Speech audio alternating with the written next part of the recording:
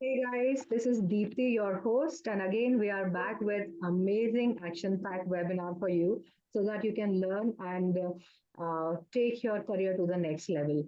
I am from Agile Virgin. Agile Virgin is a community, India-based community that brings forward best of the knowledge from Agile, project management, DevOps, and rest of the emerging technology space. Also, we founded Women in Agile and Tech, and Women in Agile and Tech is a forum led by women. Again, in the Agile space and technology space, but at the same time, they focus on diversity and empowerment of women. And with that short introduction, I will move on to a very special guest today who has brought this webinar for us, and that's Gaurav Gupta. Gaurav is an ex CHRO of large listed companies and is based in Amsterdam. He's founder and CEO of Blockworks Institute, a Dutch MNC operating in India, South Africa, and Netherlands. The company he founded aims to make a dent in a popular but painful problem faced by enterprises globally, and which is of selecting diverse, well tested, skilled talent. Blockworks works with governments and enterprises to skill up talent in high end and digital domains. And with that, I would want to hand over this virtual mic to Gaurav. Gaurav, kindly take this session forward, and I'll continue the recording. Thank you. Thank you, Deepthi. It's really a proud moment for us to talk to the community in this forum. What we aim to do in this masterclass is make it interesting for you, but also tell you a little bit about the world that we are seeing. And the world that we are seeing is just going away at a crazy exponential pace. And while I would love to go through my introduction in greater detail, this session is mainly about you and how you can benefit. I have experience of being on the table where the recruitments happen, where the especially IT technology recruitments. And I wanted to give you a little flavor of the job market and how we are seeing jobs, how we are seeing industry. And of course, then we have a whole presentation planned for you. But I wanted to start with a little bit of a story. And the story is a personal one, but I also wanted to make it into some technology names that all of you know. So in human resources, in IT recruitment, we see a lot of careers. We've seen a lot of people go from A to B.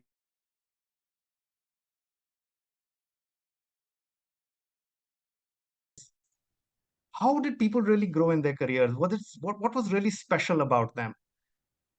And I came to this funny conclusion that it wasn't almost always the person, it was also the circumstance. They were in the right field at the right point of time, right? It isn't always about the person, but it's about being, as they say, in the right meeting at the right point of time. You just have to be there. There is a huge career advice, and I give this to my children also. First, decide where to play, where you want to play, then work hard. Don't start by working hard and then decide where to play. And this reminds me of this very famous Google story. I'm sure some of you, being women, agile tech, and etc., you may have heard it. Sheryl Sandberg, who was the Facebook COO, she was about to join Google. So she went to Eric Schmidt, who was that time heading Google, and she said, "Oh, you're giving me this role, but I want that role." And she started doing her thing about which role, where to join, etc. And then Eric gave her a fantastic piece of advice. And the advice was that if you're sitting in a rocket, then it doesn't matter which seat you're sitting, right? And this is the advice, and that's what we're trying to convey through this masterclass as well. This whole space is a rocket. The job growth in this space is a rocket. But there is a challenge. And today only the survey has come out by Amazon. The challenge is that while 50% of the companies, right, every company wants to talk about AI and machine learning, while 50% of the companies are talking about AI and machine learning in their investor calls, only 5% are actually doing something about it. But do you know why? The reason why is the lack of talent, the lack of people who are willing to go into those machine learning jobs, those AI jobs. Can you just imagine the kind of opportunity that's here? I'll take a minute more and talk about. We've said the positive things about AI. There'll be a lot of job growth, etc. But let me talk a little bit about my personal experience again. And this is as the head of HR, as an IT recruiter. I noticed that there were lots of people who wrote a lot of things on their resume. But when it actually came to testing it out, very few people actually knew how to do it. So you said you knew cloud, but when you actually have to do something partition cloud, then you don't know anything. So the point I'm making is the person on the paper and the person who walked in the door sometimes seemed like two different people. And that is the point of why we set up Blockverse, why this whole thing. And Rakshit, if you could just pull on the first slide, the real reason of setting up this company is you're skilled so well. Yeah. The idea is to skill you so well that what you say on paper is reality. Yeah. Basically meaning that you're able to, you have a skill, you're able to practice that skill, you have practical knowledge of that skill. And that's when you know that you're being honest with yourself, you're being honest with the company you're joining. Okay. And the whole idea of this masterclass and really of the courses that follow is that we will try to give you with a little bit of a seeds, and those seeds will try to build you into a skill in the courses that we have, and those will be practical, it'll be tested, and it will, we are trying to get more and more diverse talent into this field. So with that being said, we want to welcome you once again on our road to an AI career.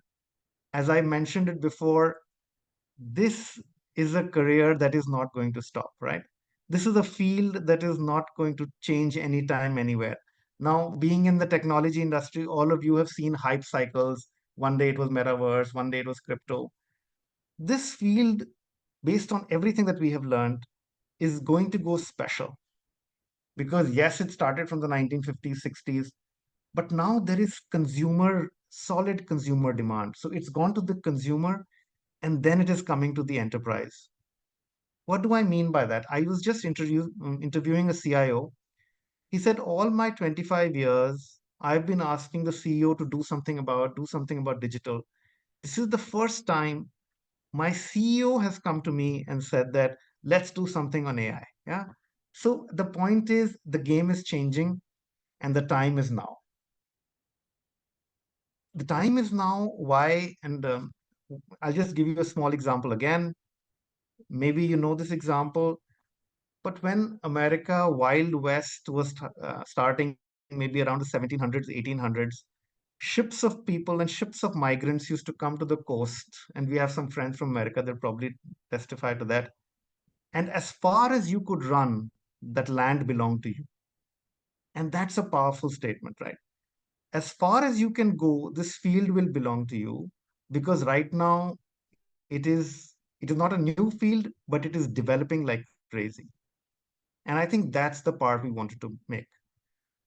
If you're able to switch to the next slide, maybe we'll, yes. Why? What is happening now?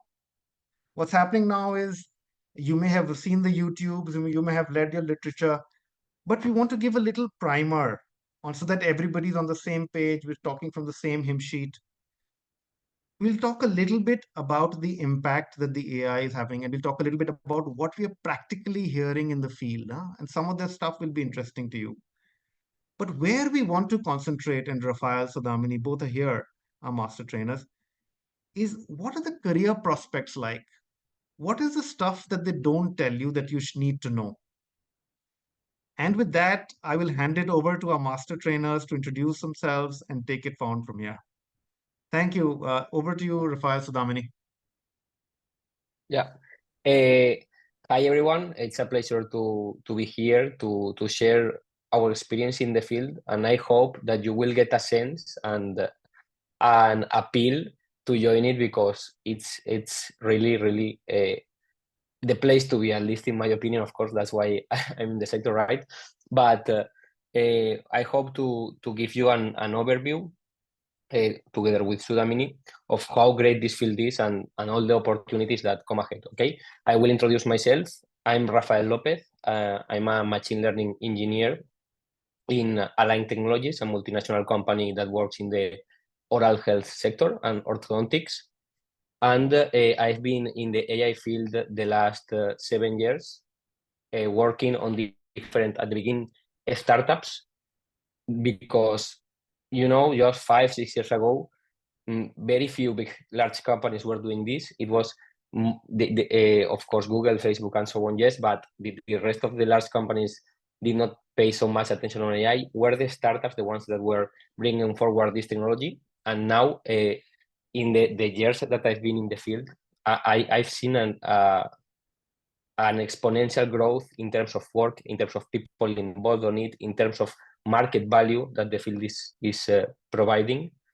And yeah, I think the career here is this is just the beginning, because now, since ChatGPT, of course, in last year release, we are starting to see all these, let's say, super large hype, but this hype has behind it a strong tech, strong people, and strong market opportunities that I hope that we can share today. So, Sudamini, if you want to continue.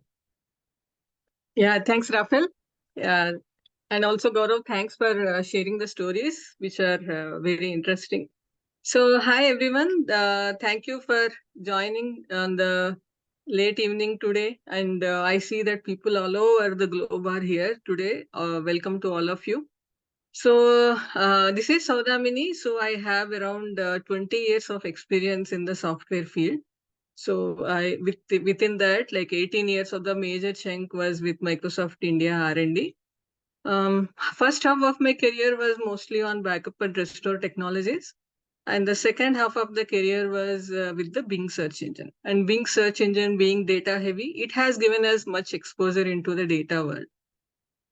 We did a lot of data projects, but extensively, like when the machine learning and deep learning were evolving, so I completely changed my role as data scientist. So as a data scientist, I was instrumental in shipping 3 major products with Microsoft. The first one was Windows 10 release. With the first time it was integrated with Bing search engine. So when we integrated Bing search engine, we wanted to understand what problems that the customers face. And the source of information that we have is like Bing search logs, which is like lot of millions and millions of records. So we used that information to understand what are the top issues that customers were facing. And then that information we used to create content and also to help the support team. So that was the first project. When I'm talking about it, you will understand the scale with which we can apply the AI problems. The second one project was a totally different domain where I had worked in the agricultural domain in collaboration with the ICRISAT. So we worked on 2 projects. The first one was on sowing prediction. Depending on the weather conditions and soil parameters, how do we detect what is the right time to sow? So this was piloted in Telangana, and now one of the technique is being migrated to South Africa, and they're implementing in South Africa as well. So then the third project was after Roti, it's Kapda. So we worked on improving the Bing shopping experience. So if someone comes to buy shopping clothes, then we show them the complete look. And for that, we had to understand the fashion. We scraped the fashion websites and also a lot of Instagram pages from where we understood, we indexed, and then we used that knowledge to incorporate it into the shopping domain.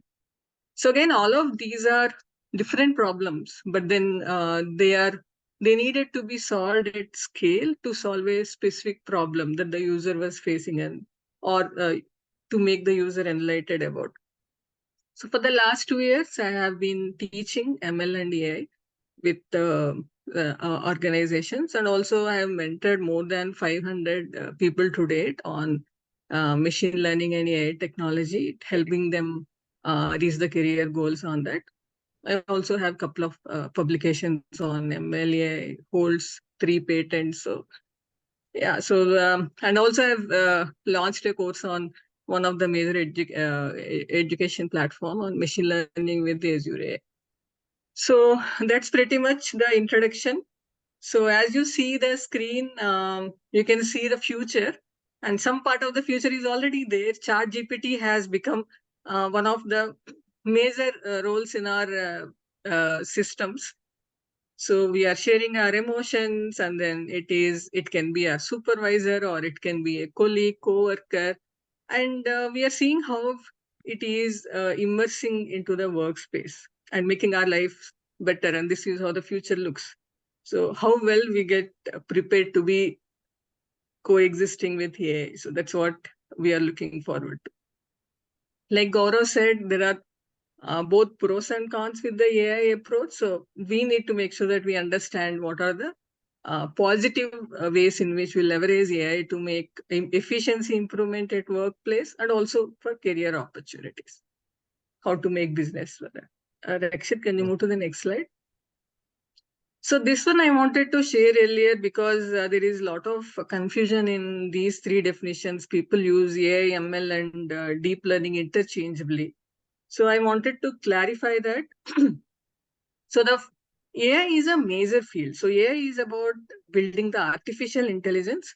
So learning is one part of it. How do we learn? How humans learn? And then machine learning is understanding how humans are learning and adapting based on the experiences that they are sharing. AI is more than just learning. It is also about knowledge systems. It's also about understanding sensory and robotics and all of that.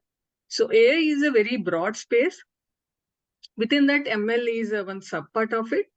And deep learning is even subpart of ML, where deep learning deals with larger sets of data and larger problems that most of them will be solved using the neural networks, which is one of the building blocks that machine learning uses. So machine learning uses a lot more algorithms, and neural networks is one part of it.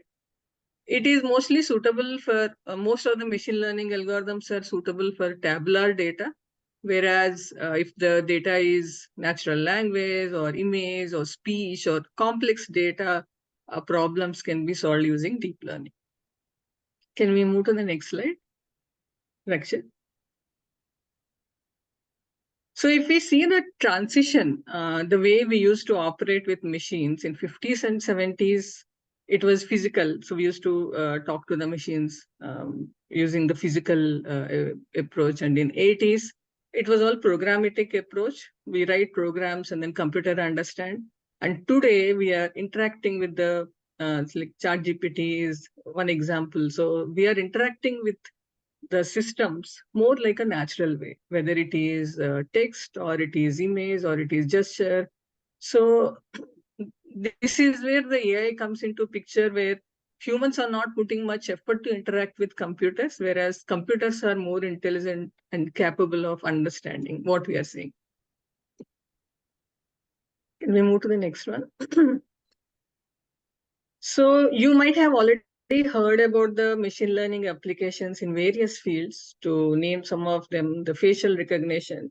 So this system is implemented in a lot of airports already. Like how do we do this automatic KYC, right? Someone enters the airport, they will directly swipe in using the face recognition technology. Self-driving cars, we are well aware of it. Whether it is Alexa, Google Home, or any other voice assistant, we have seen it and we have spoken to it. And the product recommendations, whether it is Netflix recommendations or it is retail recommendations.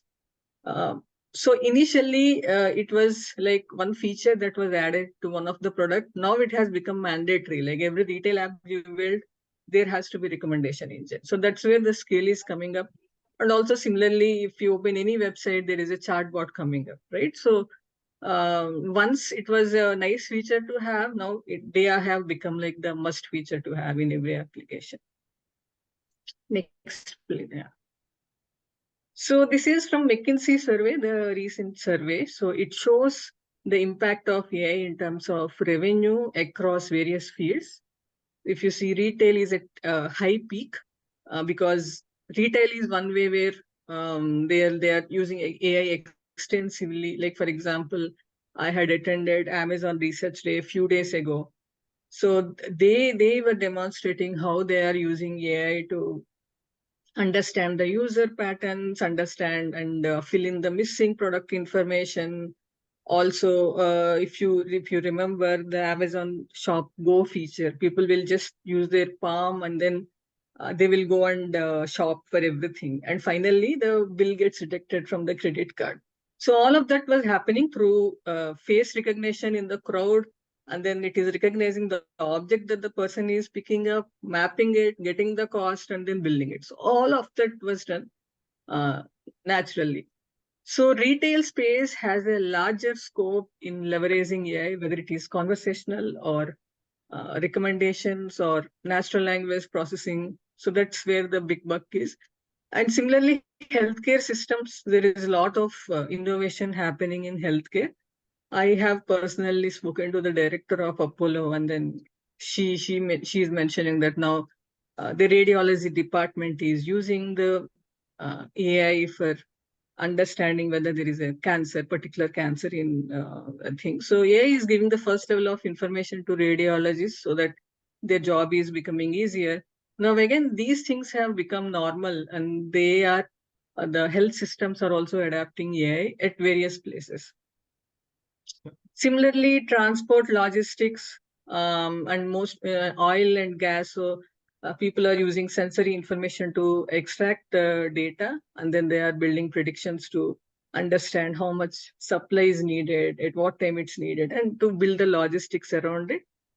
So similarly, like you will see that the span of AI is across the board. It's not just one place. When I spoke to like a lot of mentees, most of them are from different fields. So that's how I got to exposure, and they were also coming to me saying that yeah, now AI is coming to our company, so I need to understand what AI can bring it. So skilling on AI is important across the industries from that perspective. So I would just want to give Yeah, Gaurav. Yeah, can you take over from sure, here? sure. Hey, folks, what we read and what's happening in the companies could be two different things, right?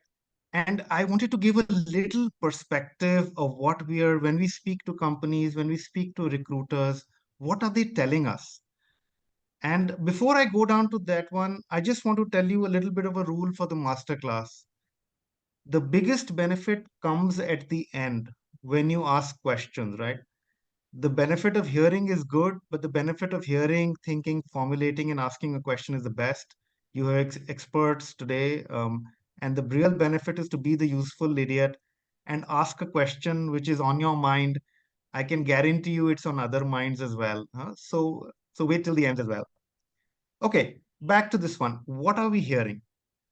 When we talk to companies on jobs related to AI, what we are hearing is that most organizations have lots and lots of data, and they quite frankly don't know what to do with it. The data is in silos, the data is structured, unstructured. There is no platform to bring it together. So, what some business owners are telling us is that I know I have lots of data, and I know there is this field called machine learning, but I just want to, there is just a wealth of information and a poverty of insight, right? So that is what we're really hearing. The second thing we're clearly hearing is that my data is not clean. And if my data is not clean, then how can I really build a machine learning model? And won't it be wrong in that case? So these are some real world challenges that we're hearing. I also want to take 3 4 minutes to talk about some real life cases that could be of interest to you, that these are the big industries where machine learning AI is happening. But first I wanted to start with an industry close to my heart and probably close to yours, which is the recruitment industry. We've got a question. Should I take it now, or maybe I'll take it later? I'll just continue now and we'll take it later. So I wanted to talk a little bit about the whole recruitment process within HR, etc. This is places I know well, but how is machine learning coming in there? It's quite fascinating. So our biggest challenge has always been that there are lots of resumes. How do you sift through the resumes? So clearly, one use case is you put an algorithm in place, and lot of the processing time gets cut away. But the second and more interesting piece of work is happening is in the video-based interviews. So for example, there is a company which checks whether what you're saying and is your body language in alignment to the tone of your voice. So trying to, and you know this in interview situations, you try to be their best version, but through the tone and through the analysis of their voice, they can make out whether the voice and the story is in alignment or they're not in alignment, and they can give a number to it. And for recruiters, this is really valuable. Yeah? For we really find it because we don't know how much of the truth is coming or how much is slightly exaggeration. So these kind of things are also happening. Very interesting work. But just on the other side of the table, how can people like who are interested in jobs, how can they benefit from it? So one super interesting thing I came across this one is lazy apply. Now, what does lazy apply do? One of the biggest problems in recruitment is you see a job, you fill a job, then you see another job, you fill, okay, date of birth based in Amsterdam, this, that, you fill it again, and you keep on going and filling.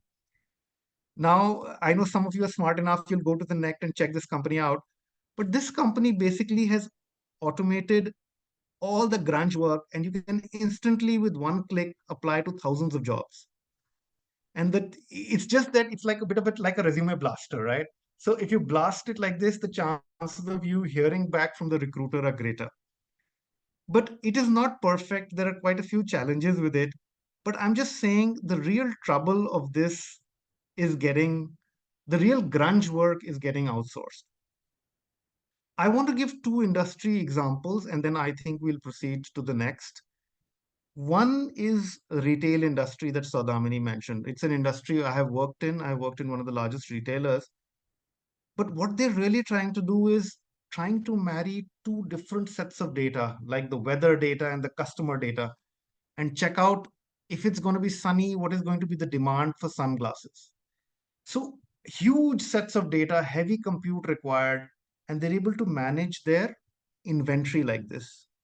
Similarly, in retail industry, the biggest problem is inventory. And there are machines which are doing quickly taking photographs of the inventory, they're feeding it onto the cloud, and they're able to refresh the inventory, seeing what's happening. And of course, the last thing you all know about recommendation AI, that if you like this piece of cloth, which other piece of cloth will you like? But the real tough problem to solve is pricing comparison. So if you see the price on this website and you see the price on that website, how do you compare? Because the things have to be the same. And that requires real-time machine learning. My last industry is, of course, the finance industry. Finance is one giant industry. And here, what we're hearing from our customers is that regulatory is a big thing. For banks, regulations are a big thing, and risk is a big thing. The biggest decision a bank takes is who to lend. So the lending decision is the biggest decision. And that's where they want their machine learning algorithms to be perfect. If I have a job, my credit score should be high. If I don't have a job, my credit score should be low. But how can you real time change this? How can you know that if I'm becoming richer, I can sell you better products, right? And this whole real time machine learning space is getting pretty awesome. But I will stop it here. And the idea is that these were some real world case studies of there is a difference between reality and there are the challenges that this I think this famous boxer, right, Muhammad Ali, said that no plan survives the first punch to the face. So the point is that while a lot of plans are being made, there is still data problems. So maybe I think it's a good way to answer Deepak's question. Or Rakshit, do you think we should wait till the end? Or yeah, okay, we'll wait till the end Yeah, and then we'll answer. let's wait till the end and take all the questions Sure. at the end, probably. Yeah. Okay, I'll hand it back. Sure.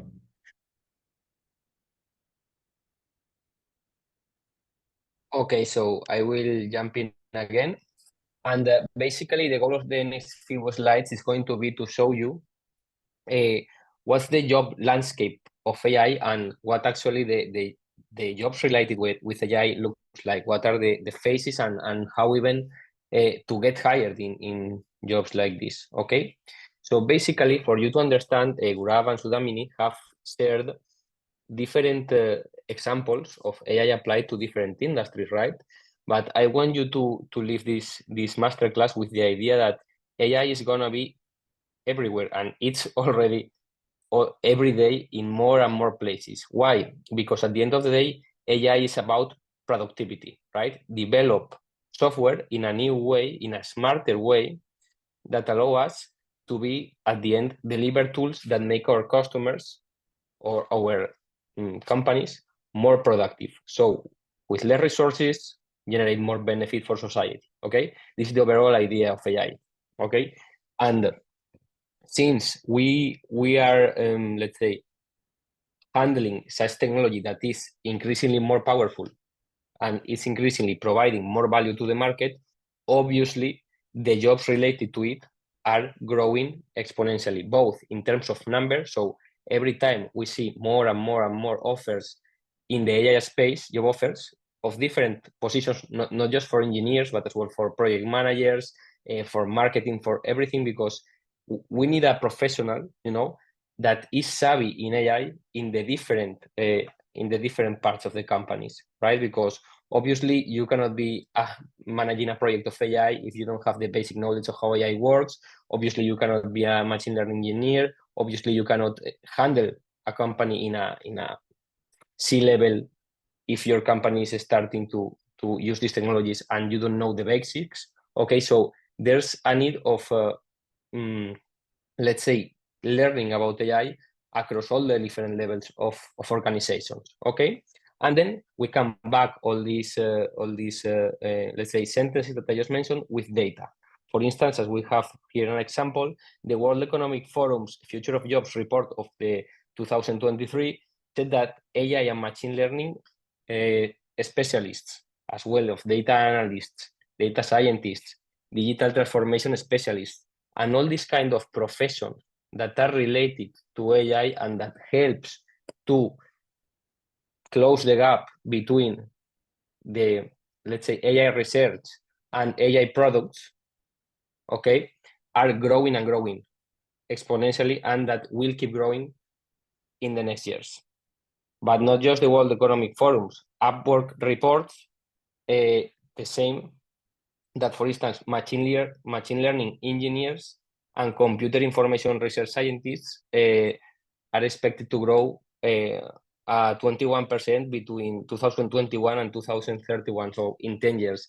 And I even think that this prevision is not gonna be like fulfilled, because it's gonna be much larger, the growth, because I'm seeing it every day in not just my colleagues, even my students, because I'm a professor in a university here in Spain, where students with many different backgrounds, not just technical backgrounds, but as well business backgrounds, come to learn about data science, and they instantly get a job that was better paid than their previous role. And next slide. So, because in the next slide, we are going to speak about something very, very, for sure, interesting for the audience, which is the paycheck, right, that we get at the end of the month. So obviously, since there's a high and growing demand, and as of now, there's not so much professionals that can provide or that are savvy in AI, the gap in between offer and demand makes that the machine learning salaries are increasing significantly in the last years. And we have different sources showing that, for instance, for machine learning operations engineers, that for sure Sudhamini will explain what machine learning operations means, in 2023 was around $134,000. Okay, and obviously these numbers will depend on the country, on the specific position, on the company, and on the years of experience, right? But the average salary of people in the field of AI is growing significantly, and is very attractive as of today, and probably will be even better in the years to come, right? So, for instance, if we go as well to machine learning engineer salaries in 2023, we can almost go to 200K, as we can see here, and even beyond. Obviously, depending on the companies, but if you go to top talent of the large technology companies like Google, Facebook, Apple, we can even see larger numbers than the ones that you are seeing here. So it's a pretty crazy field to be in, actually. Okay, and natural language processing engineer salary is as well pretty high. We would have as well computer vision engineers here as working in this, let's say, very technical domain. But these are just examples, right? Because this would be like the professions that were listed here are, let's say, the more technical professions, but there's as well all different number of professions that are related with the field that are not so technical, like for instance, data analysts, like for instance, project managers that that are as well getting specialized into this field and seeing their careers progress economically in a very significant way. Okay, next slide, please. And so, with all these promises that I just made, right, of large salaries and so on, how do we get a job in this space, right? So I've built 5 main bullet points that are really important to get a job in this space, and that probably you should consider if you're interested on progressing into this field, right? First of all, there's a need of understanding of how machine learning works. Okay, depends on how technical you want your role to be. This understanding must be deeper or shallower, right?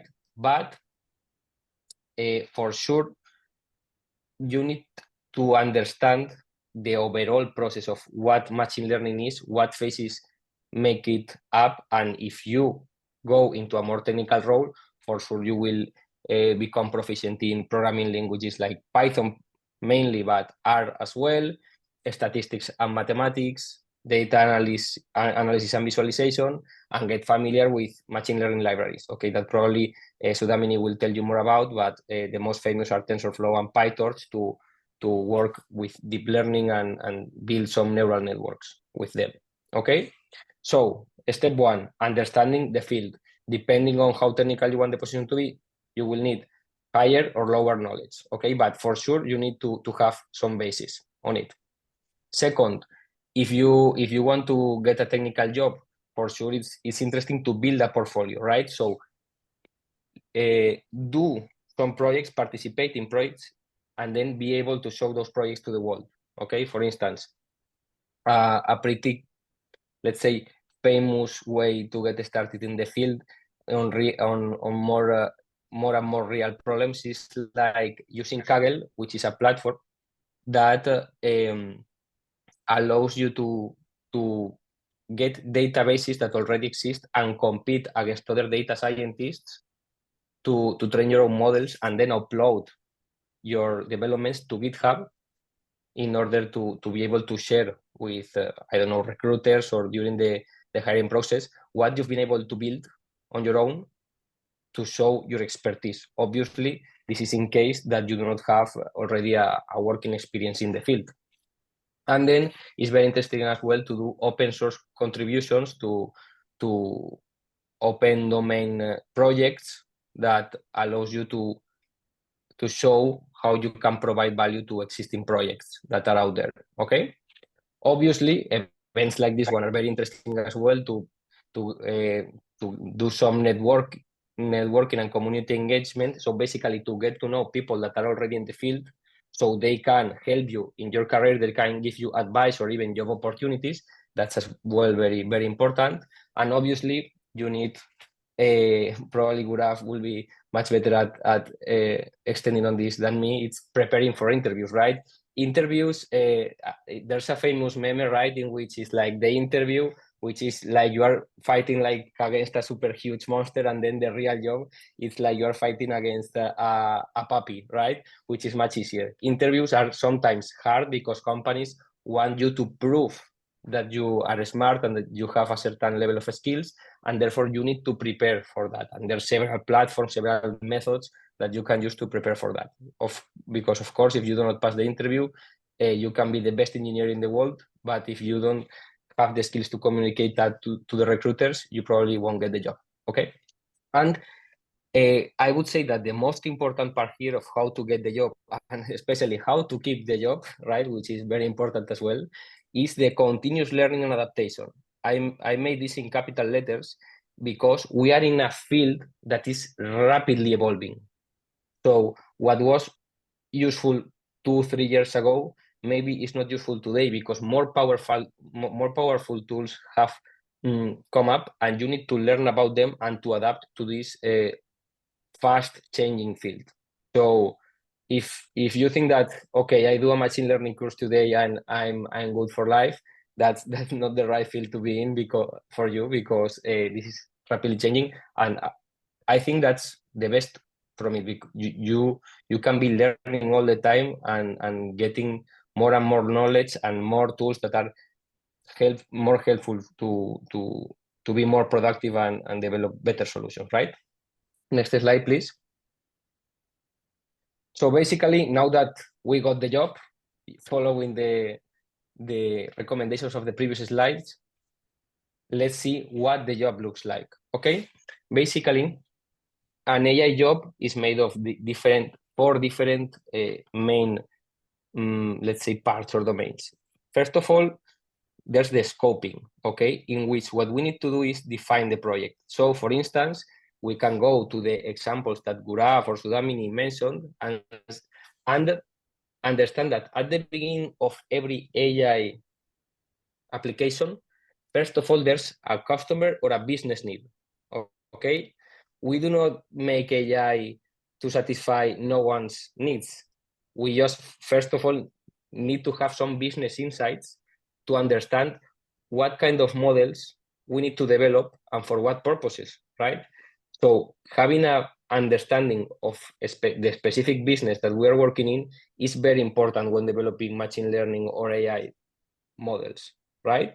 So first of all, we need to scope the project in an efficient way. So we need to define a successful pipeline that will help to the business, okay?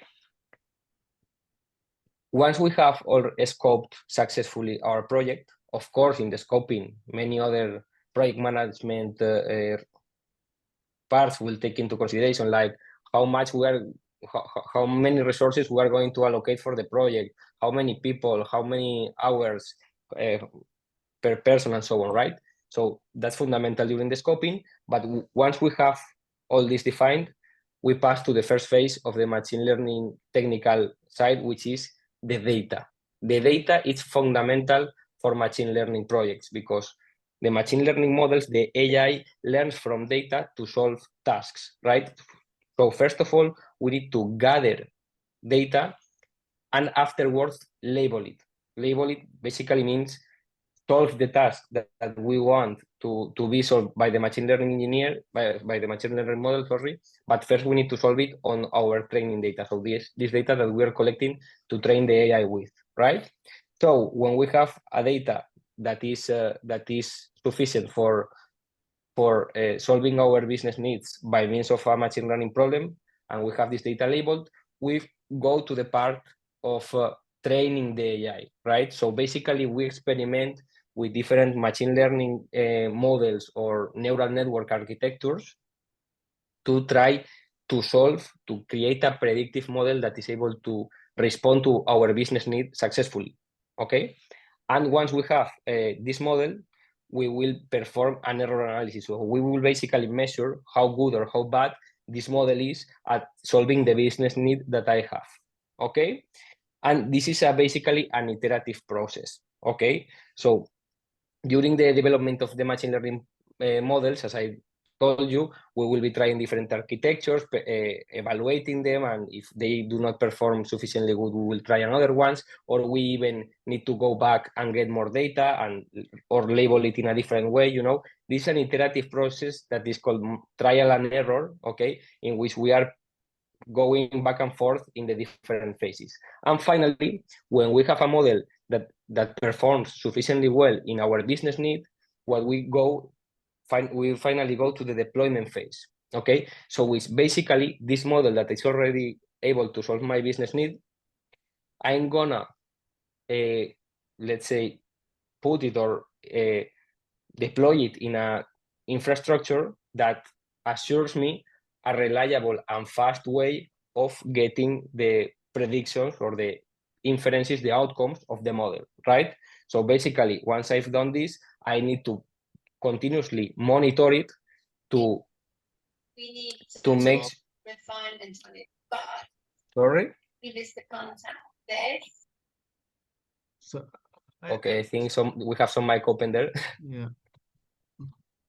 Okay, no worries. So yeah, basically, we need to be monitoring constantly that the outputs of our model are aligned with what we expect, because if the data distribution changes over time, we will need to be updating our model to be adapting it to the changing reality, right?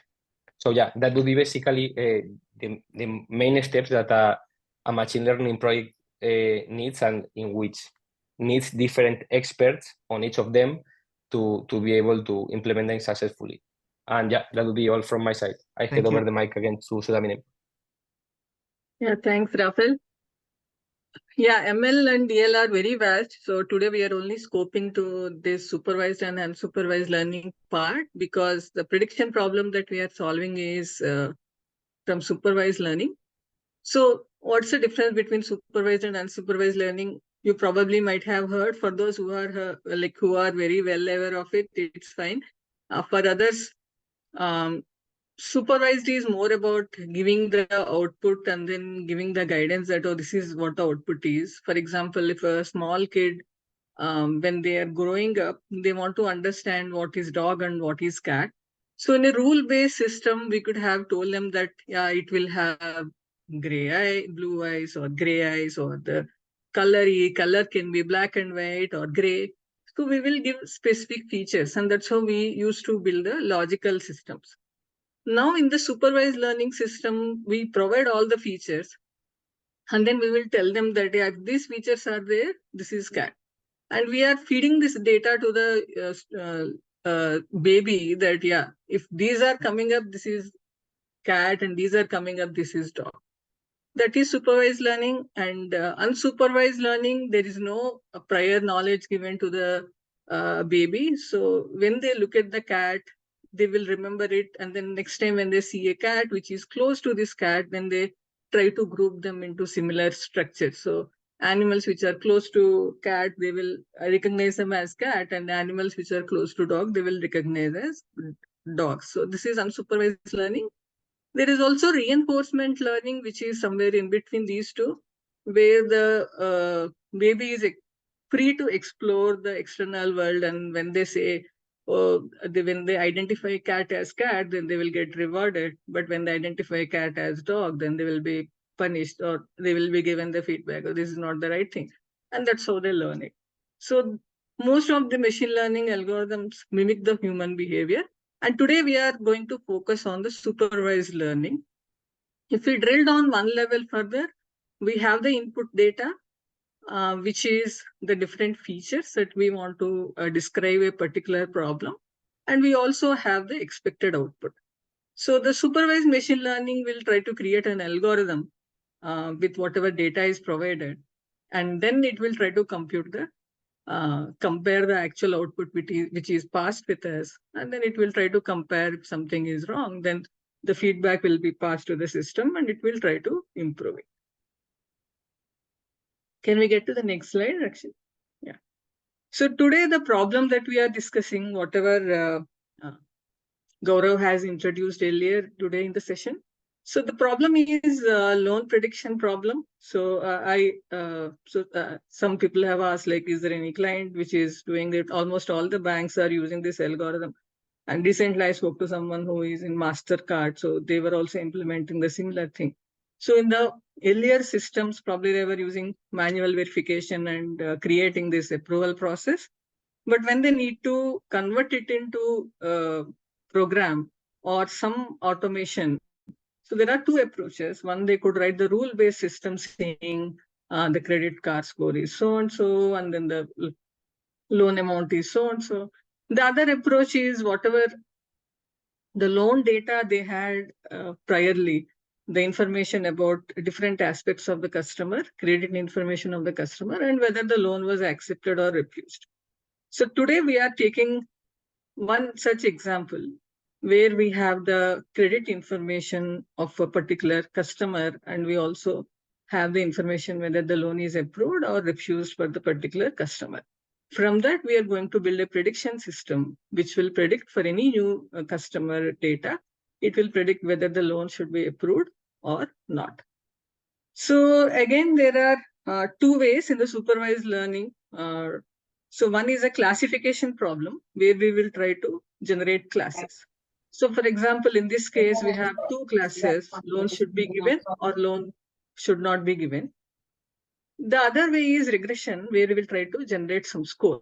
For example, if we generate some score based on the information, and then if it is from between 1 to 10 range, how much is the acceptance of this particular loan? And then applications can build a threshold on top of it. So that's a difference between regression and classification. Classification will have clear-cut classes. Or in some cases, we can even say it like low risk, medium risk, or high risk, right? So we are discussing a binary outcome problem today, which says loan should be given or loan should not be given. And the technology that we are using is Azure machine learning. And we'll be building a machine learning model for prediction. And if you have no prior machine learning experience, still you will get benefited. If you do not have coding experience, still you will see how you can build a machine learning model. So again, if you know coding and some machine learning, you will also learn how to do it using Azure machine learning. So I believe it is useful for most of the people. So, and today's for our problem, to set the goal, we want to achieve greater than 75% accuracy for whatever model that we are building. Can we move on to the next slide, actually? So these are some assumptions. Today, we are not using real banking data for obvious reasons. So what we are using is a synthetic data. And also in the synthetic data, to make it simpler, I have not used all the features. I have picked some features to demonstrate how the machine learning model can be built. Again, if the major problem in the finance segment is the user complaints regulation. So before getting this data, we need to make sure in real world that it is compliant and customer is agreeing to this. Also, to come up with whatever features or whatever columns that we will pick up for this particular problem, domain knowledge, it needs to be important. So today we are assuming that domain knowledge has already taken care, and these are the features that you have taken. And we are also assuming that data is pre-processed, though I will show you some examples at the end showing that why there are some issues with the data, so why the cleaning is required. And similarly, like data validation. So there are a lot of data validations and checks need to be done because it requires a lot of conceptual understanding. We will not be performing everything today, but we will leave you with an idea of what kind of problems they exist. And the goal of today's session is to show you how to build a machine learning project on Azure machine learning and ensuring that assuming that all the data validations and data pre-processing is done. And similarly, like feature engineering or feature selection, we are assuming that whatever features we are picking up mimics the real world scenario. And with this assumption, we will proceed with the main problem. So let me share this. Yeah, so Damani, after this, we'll probably go for a break, right? After the thing, we'll just, yes. Yeah, so, yeah. So, or maybe we can take a break now and we will join in 5 minutes. Yes. That will be logical, right? Yeah. That's logical. And I would request the 48 participants to remain 48. Yeah. I know 5 minutes is a hard break, but yeah, let's just try to come back very fast. Yeah. Thank you very much. Let's give a 5-minute break. Yeah. Meanwhile, I'll share the screen. Oh, we have a participant in Greece who's coming. This is the page. If you go to Microsoft.com, you will have two options: start free and pay as you go. And for the first 1 month, it will be free. After that, it will enter the pay as you go mode. So everyone is eligible. It will ask for, the moment you select free, it will ask for the details and also credit card information. But the credit card billing will only be done after 1 month if you continue to use it. So it will send a notification on that. So yeah, so please go ahead and you can claim the free credits for the first 1 month after the session. So this is how the Azure AI looks like. And this is exclusively the machine learning space. And this is the URL for that, ml.azure.com. If you, after you get the Azure account, you can directly go to ml.azure.com and log in. Then you will come to this particular place.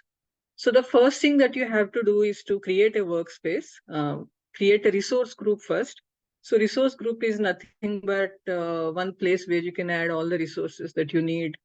So, and also in the resource group, you can attach the closest data center. So that is the first step. And once you create the resource group, you will come here and then you can create a new workspace. So you will see like create a new workspace option here, and gives a name to workspace. So for example, you can create a lot of workspaces.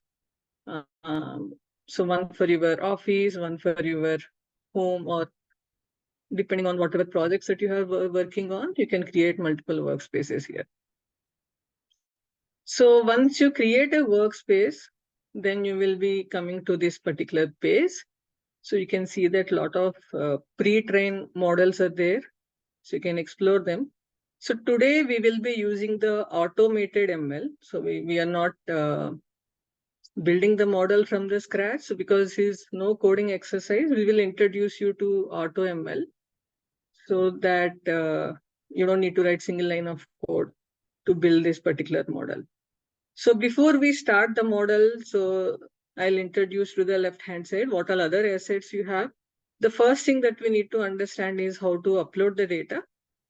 So for that, we have the data section here. And let me show you how to create the data. So we can upload the data from our local machines or from SQL database on Azure. So you can give some name to this.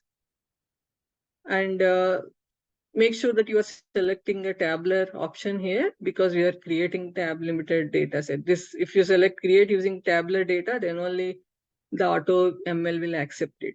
So the other options are also there, file or folder. For machine learning purposes, tabular is recommended for auto ML. So then we have option to choose like SQL database or Azure or whatever it is. Then we can select from local files. And then, yeah, this is the workspace location where the file will be uploaded in the Azure space. So we'll provide the default option here. And here we have this option, like this is the subscription ID. So once you create your own, you will get your own subscription ID. And this is the place where you will upload a particular data. So it can be TSV file or it can be CSV file as long as you understand the type of data. And in the next page, you can supply the delimiter. So the default is tab, so you can see that the data is properly loaded. So in case if you don't see it, there is some issue with the formatting of the data, so go ahead and fix that. So once you see that the data is properly reflected with all the columns, then you can go ahead and come to the next page. So here the AutoML has auto-detected the data set type for each of the field. So before going there, I'll explain you what each of the field means. Let me cancel this. I'll come to the data. So today we are taking 10 features for our problem. So this is the target label. So by target label, I mean, this is what we are going to predict. There are two classes here, loan refused and loan accepted. So in the first column,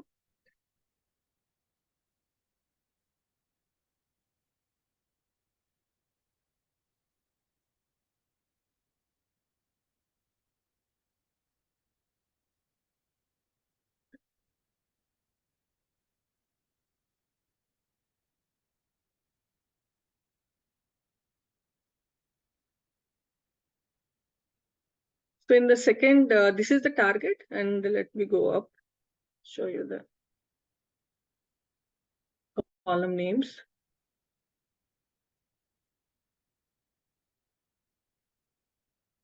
So this is the current loan amount. This is what the total loan amount that the person is currently having. This is the term, whether it is a short-term loan or it is a long-term loan. And this is the credit score. Credit score, as we know, is very important. But you are seeing a lot of issues with the credit score here, right? The values are, there are a lot of incorrect values being immersed here. So usually the credit score should be between 0 to 800. So these are all the wrong values that are present here. So if you go down, you will see a lot more credit scores which look reasonable and believable, right? So there is obviously some issue with the data processing. So that's why we are seeing the data issue here. And then it is home ownership. So in the home ownership, we can have three values: rent, mortgage, or owner, own home. In some cases, the customers have also specified like house mortgage. So there is a synonym issue. So we need to fix that as well in the real world. Similarly, this is annual income. So how much annual income the person has, what is the purpose of it, it's debt consolidation or business loan, years of credit history of this person, and months since last delinquent. So for the places where there is no value, that means it is 0 months, right? So that's what we have to assume. So we'll see that lot of empty columns here. And this is the current credit balance of the person. And this is the bankruptcies. So in ideal world, there can be many more columns, but we have taken these 10 columns today to build our model.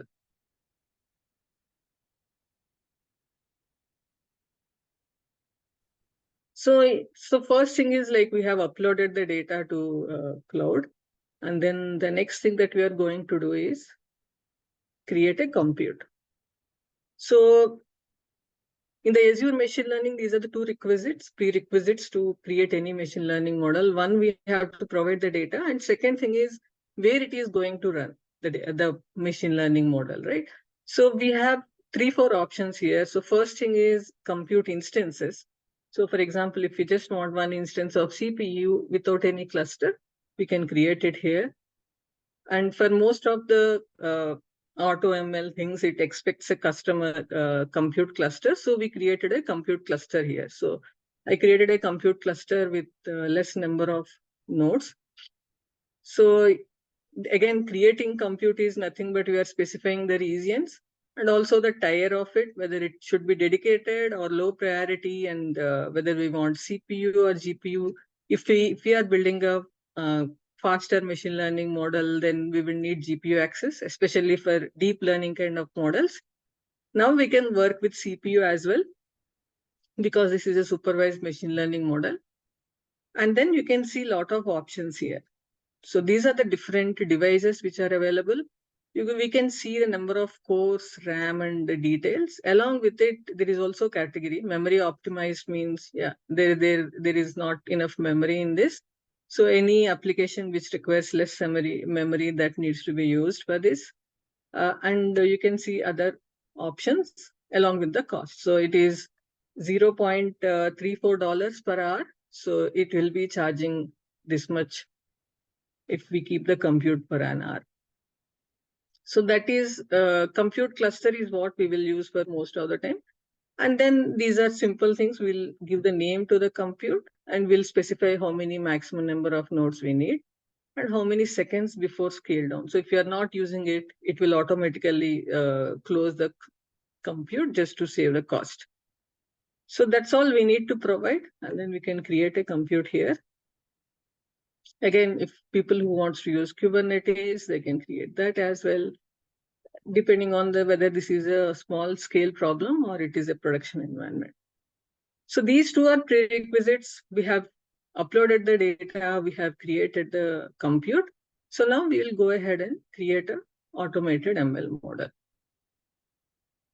So creating an auto ML model is the first thing is, it will automatically give some random name to this. So if we want to override it,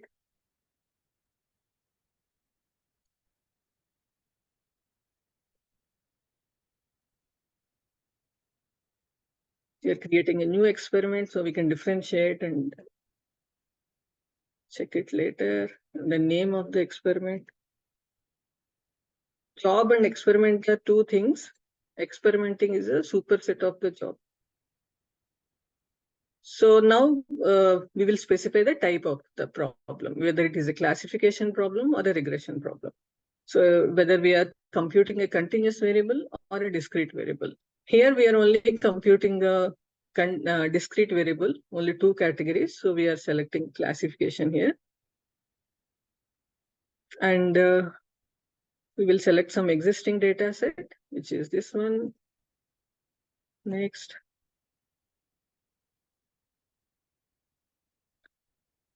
So the first part is done. We have specified the type of machine learning model that we want. In case if we want computer vision on NLP, so those options are also there. So if we want to enable deep learning, we can go ahead and do that.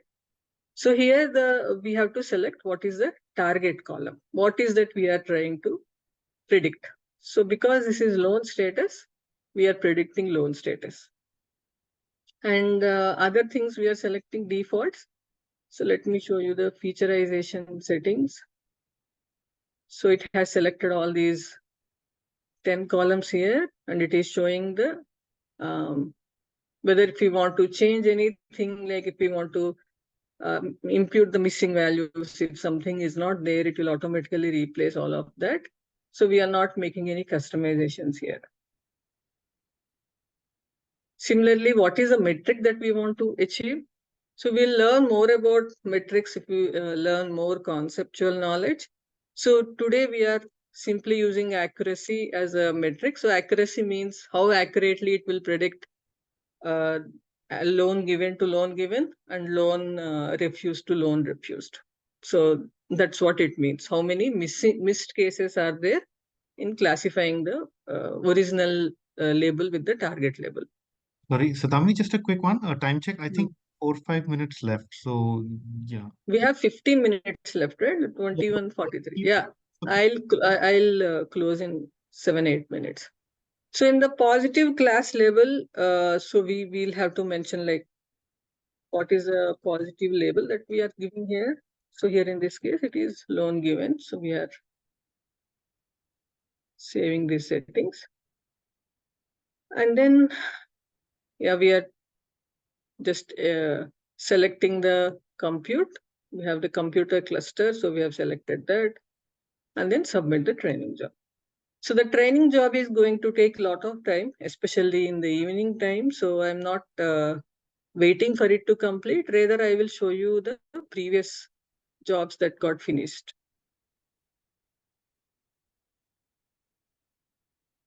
So this is the previous job that got finished because it will exploratory run all the algorithms and check which one is doing best.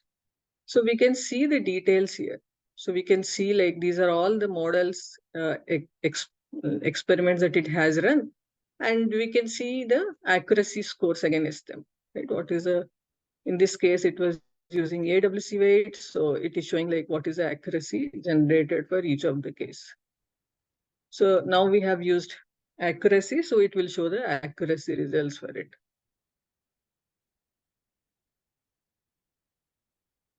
So on the right hand side, we can see like what is the overall AUC for this and what is the algorithm that it got selected. So out of all these models, we see that this particular algorithm has the top details, right? So two things that we can do after running this model. We can download the model locally and it will generate a model files. And if people want to create a pipeline using this model, they can go ahead and do that. So let me also show you. Or if you want to let's go to the model. And if we want to test it out, right? We want to test it out and see whether the model is working fine or not. So we can give some testing data here, testing data set here, and then we can run it. So these are some of the test runs that I had done earlier. So this is, for example, a small data set which has given close to 100%, 98, 99% accuracy with the whatever data that I have supplied.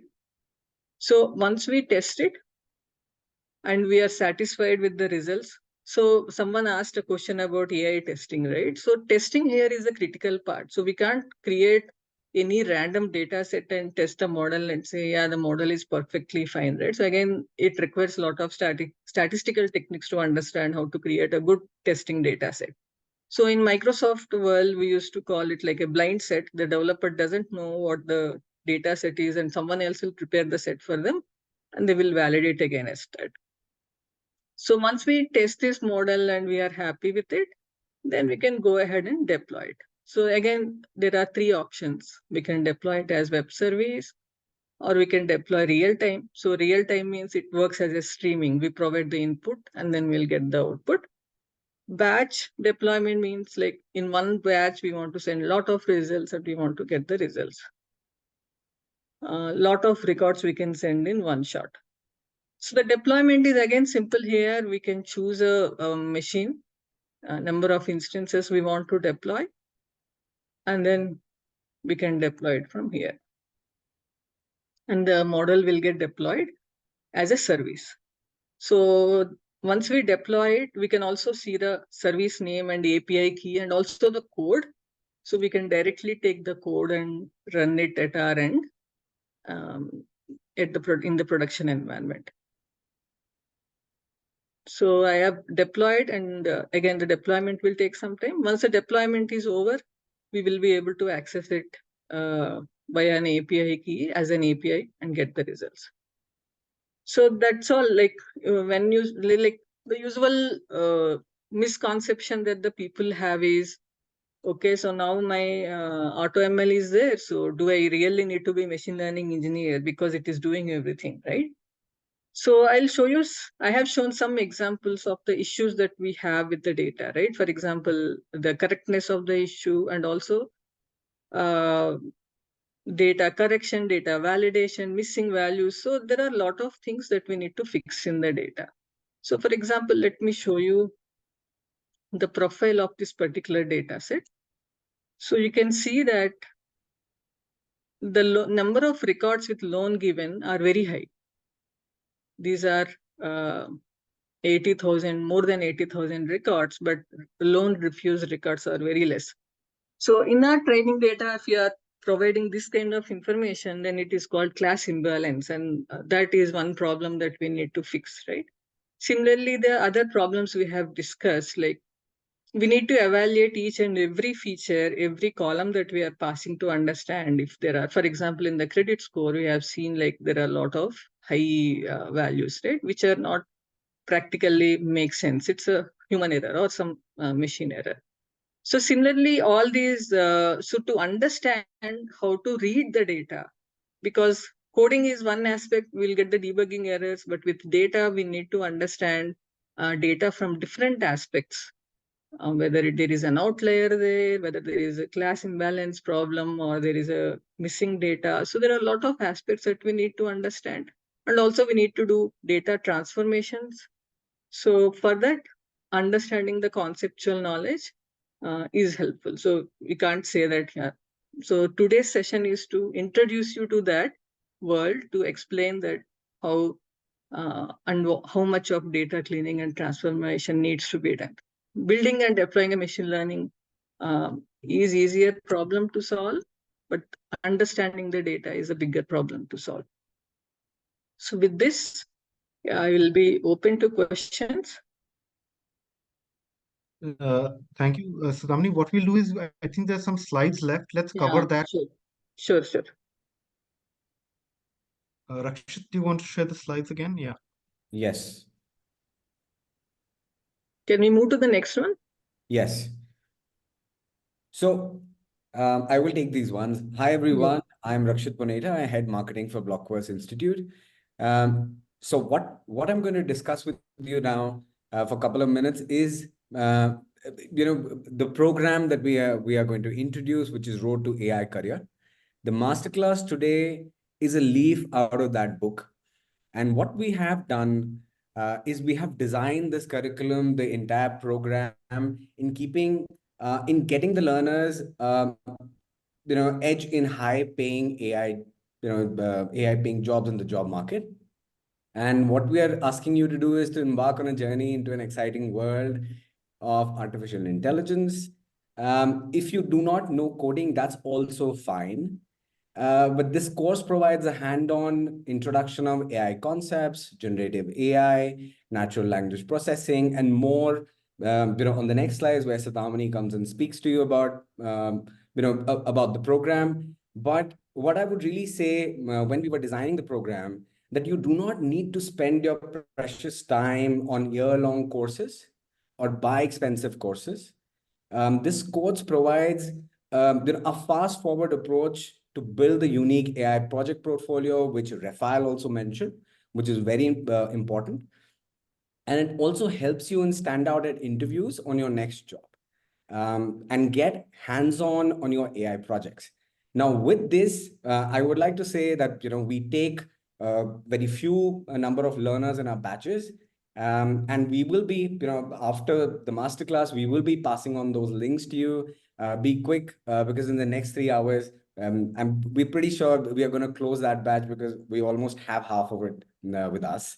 But then we are going to give that opportunity. Next, I will pass it on to Sudhamani to explain exactly what's covered in the entire program. Sudhamani, over to you. Yes. So the approach that we had taken for this is to make sure that we understand the trends. We are covering the trending areas, and also we are covering the basics. So without basis, there is no point in sharing the trends, right? So usually when you are looking for the job market, as you have seen previously also, like there will be more demand for the upcoming skills. Or right now, when you ask me, there is a lot of scope for machine learning, MLOps, or similarly generative AI, and also NLP, because that's where there is a lot of problems that needs to be solved. So the first thing is, so we make sure that we are covering those things in the curriculum. And at the same time, we are not forgetting the basics. So we are covering supervised machine learning algorithms, deep dive, because I personally believe that understanding the concepts is important, because for clearing an interview, you need to be facing the real interview. So understanding the concepts is important. So we are covering in the generative AI. So because this is open for everyone who is also new to coding, so we will introduce, we will not use like coding heavy projects. We will slowly introduce. At the same time, we will also make you learn coding by organizing some coding practice sessions and giving you some links for learning coding. So for example, generative AI, we will start with building applications using OpenAI and Hugging Face. And for supervised learning, we will do the full dive, like prediction algorithms. You will be able to use sklearn libraries and build them from the scratch.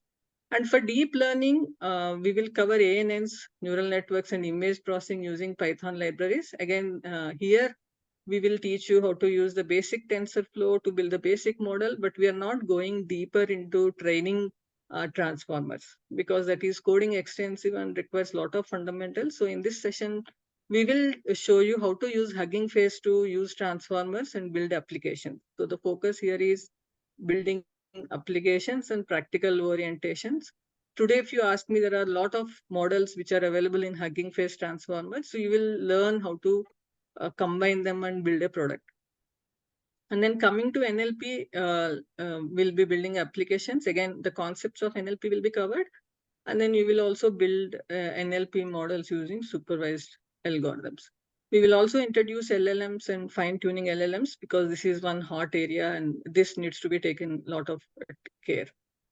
In the MLOps, and because MLOps is again one of the hot area, we will cover ML lifecycle development. We will also introduce you the tools like Flask, Streamlit, Gadio, and also Docker, which are important for machine learning model deployments, whether you build web applications or APIs. And we are introducing 6 projects. There can be more also, but 6 at minimum. And we will be building one product at the end. By product, I mean from conception till production. Along with this, we will also give you interview preparation guidelines, and there will be a couple of mock interview sessions at the end. Then coding tips and guidelines, and also coding practice. So we will have like one-off sessions during the sessions for you to challenge the coding questions, and you will solve it during the classroom. So this is what we are including, and the duration of the course is 3 months, as we are thinking.